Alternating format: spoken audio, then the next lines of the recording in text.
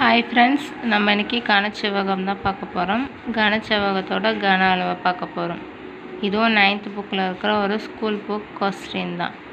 சரி வாங்க கொஸ்டின்குள்ளே போகலாம். நீளம் 60 மீட்டர், அகலம் 25 மீட்டர், உயரம் 1.5 மீட்டர் கனச்செவ்வகத்தின் கன அளவை காண்க. சரி வாங்க பார்க்கலாம். கன அளவுக்கு ஃபார்முலா L/A/H. இந்த இடத்துல L அதாவது நீளம் என்ன கொடுத்துருக்காங்க, 60 மீட்டர்.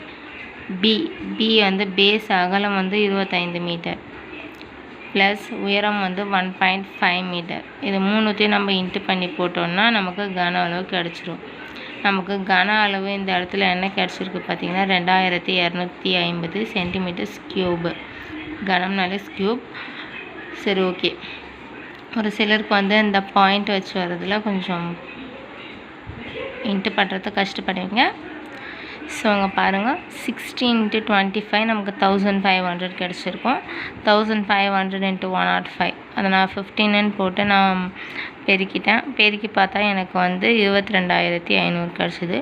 ஸோ அதில் ஒரு ஸ்தானம் தள்ளி புள்ளி வச்சுருக்கேன். நானும் ஒரு ஸ்தானம் தள்ளி புள்ளி வச்சேன்னா எனக்கு 2250 கிடச்சிருக்கும். ஸோ இதுதான் நமக்கு ஆன்சர்.